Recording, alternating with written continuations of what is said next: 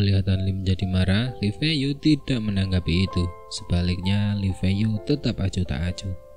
Dia memiringkan kepalanya, memasukkan kelingkingnya ke telinganya, dan berkonsentrasi membersihkan telinganya.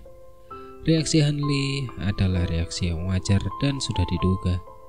Setelah Hanli melampiaskan amarahnya, dia melihat Li Feiyu tetap tidak tahu malu seperti tembok kota, seolah-olah dia tidak mendengar satupun ucapan Hanli.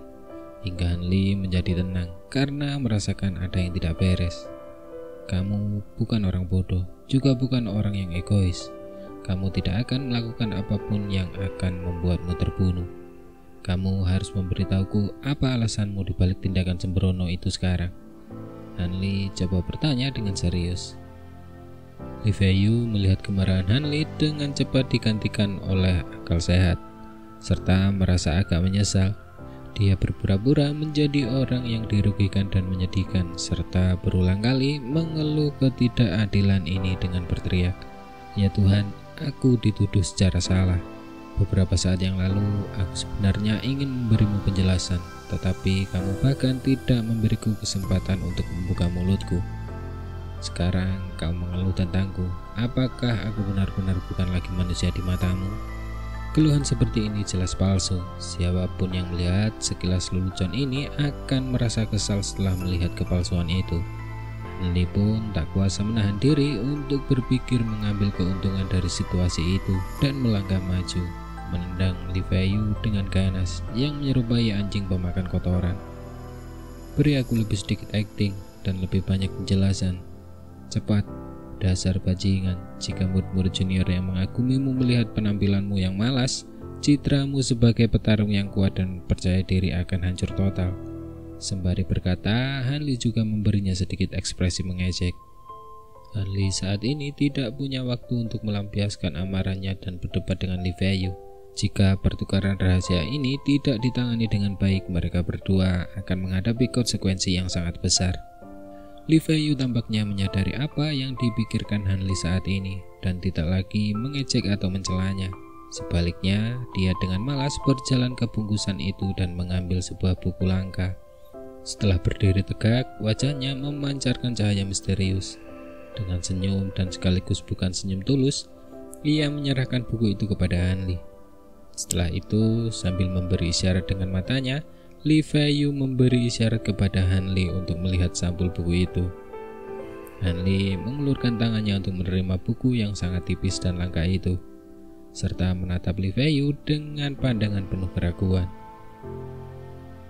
Dia sedikit bingung karena tidak mengetahui rencana licik macam apa yang tengah direncanakan Li Feiyu. "Bukalah dan lihatlah sendiri. Jika kau melakukannya, kau akan mengerti segalanya." Li Feiyu sengaja menggunakan nada misterius untuk membujuk Hanli agar memeriksa buku itu. "Apa kamu tidak bisa mengatakan secara langsung?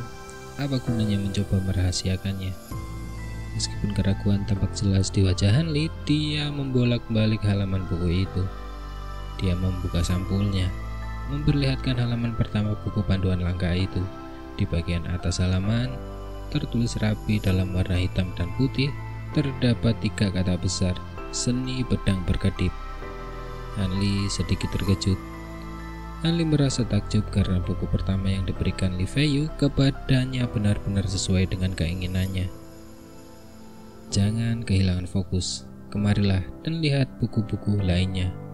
Li Feiyu melemparkan beberapa buku panduan langka di dekatnya secara berurutan. Hanli menangkap buku-buku itu satu persatu dan benar-benar terpana setelah dengan cepat membaca semuanya. Semua judulnya ditulis dengan jelas menggunakan karakter hitam dan putih, "Seni Pedang Berkedip." Baru setelah waktu yang lama berlalu, Hanli mengangkat pandangannya dari buku-buku di tangannya. Sambil menunjuk jarinya ke tumpukan besar buku petunjuk rahasia yang tergeletak di tanah, Hanli bertanya dengan terbata-bata, Kau tidak mungkin memberitahuku bahwa ini semua adalah buku petunjuk untuk seni pedang berkedip." "Murid mudahan, kau memang menebak dengan benar." Li Feiyu mengangkat bahu dan merentangkan tangannya. Wajahnya menunjukkan ekspresi tidak berdaya. Meskipun Li Fei Yu tampak meminta maaf, perasaannya tidak sesuai dengan kata-katanya. Sudut mulutnya sedikit terangkat saat dia merasakan kesenangan dari kekecewaan Han Li. Tidak mungkin, ada hampir 100 buku di sini. Jadi bagaimana mungkin ini semua adalah buku panduan untuk teknik pedang berkedip? Karena tidak tahan dengan tipu daya murahan Li Fei Yu, Han Li menanyai Li Fei Yu karena dia dipenuhi dengan keraguan yang besar. Kau bertanya padaku, kepada siapa aku seharusnya bertanya untuk memastikan bahwa itu adalah buku panduan yang benar tanpa ketahuan. Aku sedang berada di pojok perpustakaan divisi 7 tertinggi ketika tiba-tiba aku menemukan begitu banyak buku panduan langka dengan nama yang sama. Aku juga terkejut. Li Fei Yu memutar matanya dan bergumam sendiri, menunjukkan bahwa dia masih trauma. Tak lama kemudian dia melihat ekspresi Han Li yang tercengang dan tak dapat menahan tawa terbahak-bahak. Li Fei Yu kemudian mengatakan bahwa melihat Han Li menderita kejutan seperti itu memang merupakan pemandangan yang langka dan mengesankan. Karena biasanya wajah Han Li selalu tenang dan kalem, seolah-olah dia selalu punya rencana tersembunyi. Seperti hampir mustahil Han Li bisa terkejut. Pada saat ini Han Li tampak begitu mati rasa dan bodoh, sehingga membuat Li Fei Yu merasa bahwa beberapa hari terakhir ini sangat sepadan dengan usaha yang melelahkan itu. Setelah beberapa saat, Han Li akhirnya menenangkan pikirannya. Dia memegang erat beberapa buku dengan tangannya dan menundukkan kepalanya, tenggelam dalam pikirannya. Kemudian sambil berpikir, dia mendongak dan bertanya dengan tidak tergesa-gesa, "Apakah kamu menghitung berapa banyak buku panduan yang ada di dalam bungkus itu?" "Berapa banyak buku panduan yang kamu bawa?" Han Li bertanya lagi. "Tentu saja, aku menghitung buku panduan itu beberapa kali. Totalnya ada 74 buku. Semuanya dengan nama yang sama." Li Fei Yu langsung menjawab tanpa ragu-ragu. Jika kita tidak tahu jumlah pasti buku panduan dan tidak mengembalikan 1 atau 2 buku, kita bisa jadi akan menarik perhatian orang lain, yang bisa jadi akan merepotkan. Han Li segera menjelaskan. Dia menjubit pelan halaman yang agak menguning itu, membaliknya perlahan, sambil hati-hati membaca satu demi satu buku panduan rahasia di tangannya. Suara renyah halaman yang dibalik terdengar menyenangkan di telinga Han Li.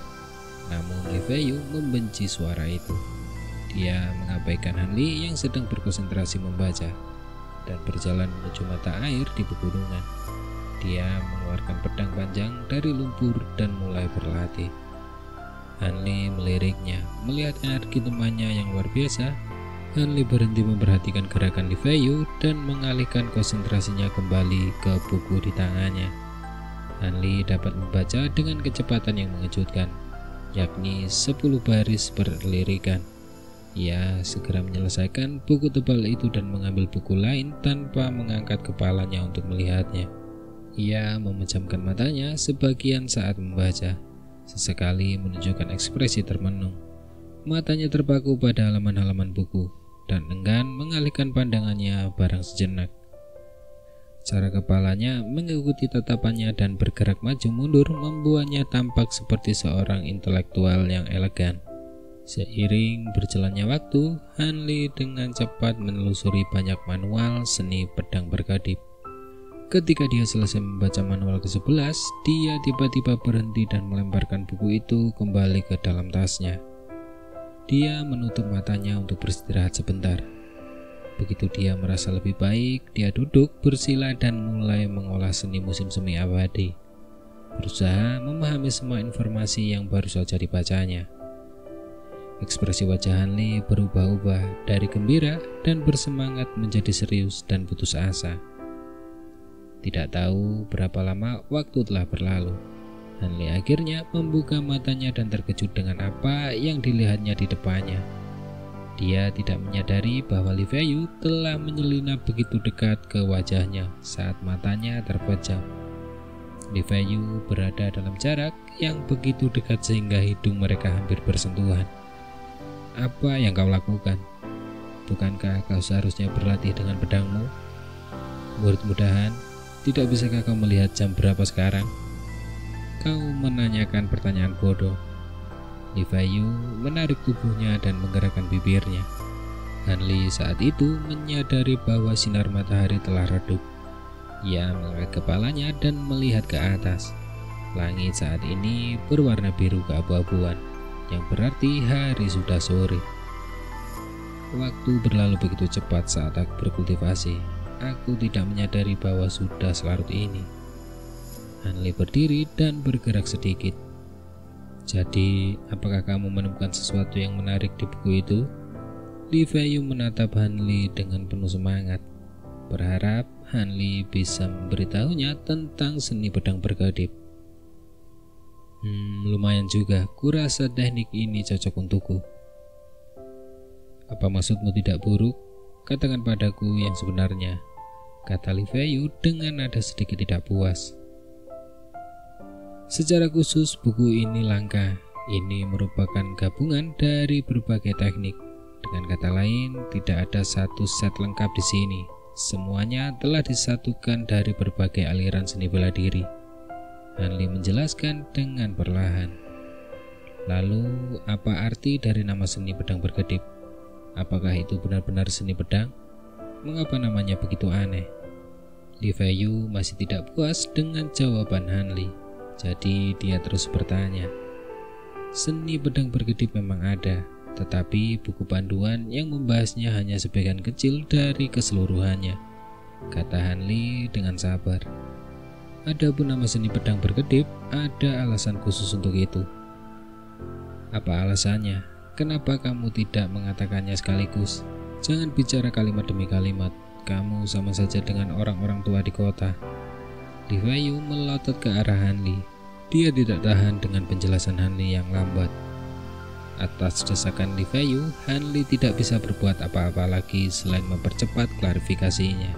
Menurut buku, ilmu pedang ini memanipulasi cahaya untuk mempengaruhi penglihatan lawan, sehingga memberi pengguna kesempatan untuk melancarkan serangan yang menentukan. Ilmu pedang ini sering membuat lawan kehilangan nyawa mereka saat mereka berkedip. Oleh karena itu dinamakan ilmu pedang berkedip. Sebenarnya ada seni pedang yang aneh. Ada cukup banyak seniman bela diri yang eksentrik di dunia ini. Li Feiyu menunjukkan banyak minat setelah mendengarkan, tetapi terdiam setelah kalimat Han Li berikutnya. Seni pedang ini memiliki 3 batasan. Seni ini tidak dapat dipraktikkan oleh mereka yang telah mengembangkan ki sejati. Mereka yang kurang tekun, atau yang terakhir, mereka yang tidak memiliki bakat. Ketika Li Feiyu mendengar persyaratan pertama, ia segera menyerah untuk mengolah ilmu pedang. Ki sejatinya sudah dilatih ke tahap yang hebat. Tidak mungkin ia akan rela melumpuhkan kekuatan internalnya sendiri untuk melatih keterampilan baru yang hampir tidak ia ketahui sama sekali ini. Karena dia sudah benar-benar kehilangan minat terhadap buku-buku legenda itu, Li Feiyu tidak ingin tinggal di sana lebih lama lagi. Dia berdiri dan bersiap untuk pergi. Tetapi sebelum pergi, dia memperingatkan Han Li untuk menyalin buku-buku langka itu sesegera mungkin, sehingga dia bisa membawa kembali semua salinan aslinya saat mereka bertemu lagi. Meskipun buku-buku langka ini tidak terlalu dihargai oleh orang lain, tetapi jika mereka menghilang dalam waktu lama, itu akan tetap menarik perhatian. Tidak lama setelah Li Feiyu pergi, Han Li juga meninggalkan tempat itu. Seluruh landscape daerah pegunungan tertutup oleh lapisan kabut, menyebabkannya sedikit gelap. Hutan rumput liar tumbuh di kedua sisi jalan setapak pegunungan yang sempit. Ketika hembusan angin gunung bertiup melalui hutan, daun-daun di cabang-cabang di kedua sisi jalan setapak akan berkibar-kibar dengan liar, mirip dengan tari yang terbuka dan cakar yang menari-nari. Di jalan pegunungan yang tampaknya menyeramkan, Han Li bergegas menuju ke lembah tangan dewa. Karena ia meninggalkan gunung saat matahari mulai redup, langit sudah benar-benar gelap saat ia berjalan setengah jalan menuju lembah. Jika bukan karena seni mata air abadi miliknya yang mempertajam penglihatannya di malam hari, Han Li tidak akan mampu berlari menuruni gunung di lingkungan yang gelap ini. Lagi pula, jalan kecil ini tidak dilalui dengan baik. Jalan itu penuh dengan tikungan dan belokan yang berbahaya. Jika seseorang tidak berhati-hati, kecelakaan mungkin akan terjadi, yang akan merenggut nyawanya yang rapuh. Berjalan di tengah hutan yang gelap gulita, Hanli menajamkan inderanya. Manusia biasa tidak akan bisa melihat jalan di depan mereka dengan jelas. Tetapi bagi Hanli, jalan itu sejelas siang hari. Meskipun memiliki kelebihan, Hanli tetap bersikap hati-hati. Kehati-hatiannya tidak diasah dengan memburu binatang buas, tetapi justru berkembang menjadi kebiasaan dengan bersembunyi dari Dr. Mo. Setelah Sekte 7 Misteri pindah ke Pegunungan Pelangi Surgawi, binatang buas dan makhluk yang menghuni pegunungan dan hutan dimusnahkan untuk memastikan keselamatan anggota sekte. Selain binatang buas, bahkan binatang liar biasa seperti ular berbisa telah diburu dan dijadikan makanan bagi para pengikutnya. Kewaspadaan Hanli bukanlah bagian dari kepribadian alaminya. Ia mengembangkannya setelah mengalami rencana jahat Dr. Mo sehingga ia dapat mencegah bahaya yang tidak diinginkan. Angin gunung yang dingin semakin kencang menusuk tulang, mengeluarkan suara melengking yang membuat rambutnya berdiri. Hanli yang jauh setelah merasakan angin mempercepat langkahnya saat dia melangkah melintasi batas yang menandai tepi hutan. Ia mendesa pelan, berjalan sendirian di kegelapan ini membuat hatinya terasa berat. Hanli mempercepat langkahnya sekali lagi, menambah kecepatannya agar dapat meninggalkan hutan secepat mungkin. Tiba-tiba hembusan angin kencang bertiup ke arahnya. Setelah menahan hembusan angin kencang, Hanli berhenti sejenak seolah-olah dia telah menemukan sesuatu yang aneh. Dia mengerutkan kening dan memiringkan lehernya, seolah-olah dia sedang mencoba mendengarkan sesuatu. Ekspresi Hanli berubah serius. Ia mendengar suara langkah kaki bergema di kejauhan. Meskipun langkah kaki itu sangat pelan dan pemilik langkah kaki itu berada jauh darinya, Hanli dapat memastikan bahwa ada dua orang yang bergegas mendekatinya. Dia melompat pelan dan bersembunyi di hutan di samping jalan setapak pegunungan tanpa mengeluarkan suara sedikit pun. Ada sebatang pohon besar sekitar 30 meter dari jalan setapak. Hanli bersembunyi di balik pohon itu, meringkuk seperti bola. Jika seseorang memeriksa pohon itu dari depan, dia tidak akan dapat menemukan jejak Hanli. Baru setelah menemukan tempat bersembunyi yang bagus, Hanli perlahan mulai tenang. Kali ini Hanli tidak bersikap terlalu sensitif. Ada sesuatu yang benar-benar aneh terjadi. Sangat tidak masuk akal bagi dua orang untuk berkeliaran di lokasi terpencil di tengah malam. Hanli yakin 80% bahwa kedua sosok misterius itu menyembunyikan sesuatu yang mencurigakan. Hanli tidak ingin sosok misterius itu membunuhnya karena mengetahui rahasia mereka, meskipun ia melakukannya secara tidak sengaja. Namun jika Hanli tidak dalam bahaya, maka tidak akan ada masalah baginya untuk menguping rahasia mereka. Hanli bukanlah seorang munafik. Ia hanya mengerti bahwa jika keberuntungan datang ke rumahnya, ia akan menjadi orang bodoh jika tidak memanfaatkannya. Gelombang suara pelan terdengar dari kejauhan. Saat ini angin gunung bertiup sangat kencang. Akibatnya sebagian besar kata-kata telah tersebar oleh angin. Hanya menyisakan sebagian kecil percakapan yang masuk ke telinga Hanli. Hanli tercengang saat berpikir bahwa ia berhasil menemukan sebagian rahasia mereka. Di wilayah ini satu-satunya orang yang bergelar komandan adalah Serigala Emas, Jia Tianlong dari geng serigala liar. Orang ini memiliki permusuhan besar dengan Sekte 7 Misteri. Sekarang setelah Hanli mendengar namanya dari lokasi terpencil ini, hal itu menjadi bahan renungan. Jia Tianlong adalah sosok iblis yang kejam dan haus darah di mata para murid Sekte 7 Misteri. Rumor mengatakan bahwa dia adalah pria berbau lebar, dengan pinggang gemuk, gigi panjang dan wajah pucat. Dia konon memakan daging manusia dan minum darah manusia. Banyak murid junior Sekte 7 Misteri yang ketakutan hanya dengan mendengar rumor tentang sosok iblis seperti itu. Namun, menurut Li Feiyu, rumor tersebut jauh dari kebenaran. Bertentangan dengan rumor tersebut, Jia Tianlong kurus dan lemah dengan fitur wajah yang sangat indah. Dia masih cukup muda, berusia awal 30-an. Namun rumor mengenai bagaimana dia membunuh orang dengan kejam itu benar. Jia Tianlong tidak dapat dinilai dari penampilannya. Lagi pula, berdasarkan fitur wajahnya saja tidak ada yang akan mengira dia mampu mengendalikan anggota geng lainnya. Han Li mengumpulkan pikirannya saat ia mencoba mengingat semua yang ia ketahui tentang Jia Tianlong. Sambil menarik nafas dingin, ia merekuk lebih erat, mencoba menurunkan suara nafasnya. Bagian lain dari percakapan itu melayang, lebih jelas dari sebelumnya. Kedua sosok misterius itu semakin dekat dan dekat dengan Han Li. Han Li bahkan tidak berani bernafas dengan keras. Dia tahu bahwa jika dia ditemukan sekarang, hanya kematian yang akan menunggunya.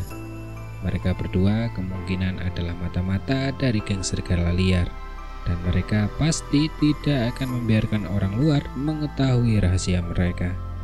Lambat laun, suara kedua sosok misterius itu semakin pelan. Sepertinya mereka telah mencapai inti pembicaraan, yang berarti mereka akan segera mengungkapkan informasi yang paling penting. Setelah beberapa saat, suara-suara itu kembali terdengar keras. Tetapi Han Li tidak dapat mendengarnya dengan jelas. Ia hanya dapat mendengar suara angin gunung yang bertiup. Sosok kedua orang itu melewati Han Li dan perlahan menghilang di kejauhan. Han Li masih tidak berani bergerak untuk waktu yang lama. Baru setelah mengaktifkan seni musim semi abadi dan memastikan tidak ada seseorang pun di dekatnya dalam radius 30 meter, dia perlahan-lahan menampakkan dirinya. Kali ini ia terhindar dari kematian. Beruntung baginya, ia berhasil menemukan pergerakan kedua mata-mata ini sejak awal. Jika Han Li bertemu langsung dengan mereka, ia pasti akan terbunuh untuk melindungi rahasia mereka. Lebih buruknya lagi, berdasarkan keterampilan bela dirinya sendiri, ia bahkan tidak memiliki sedikit pun harapan bahwa ia akan selamat dari konfrontasi seperti itu. Han Li berdiri tak bergerak di tempat yang sama, tenggelam dalam pikirannya.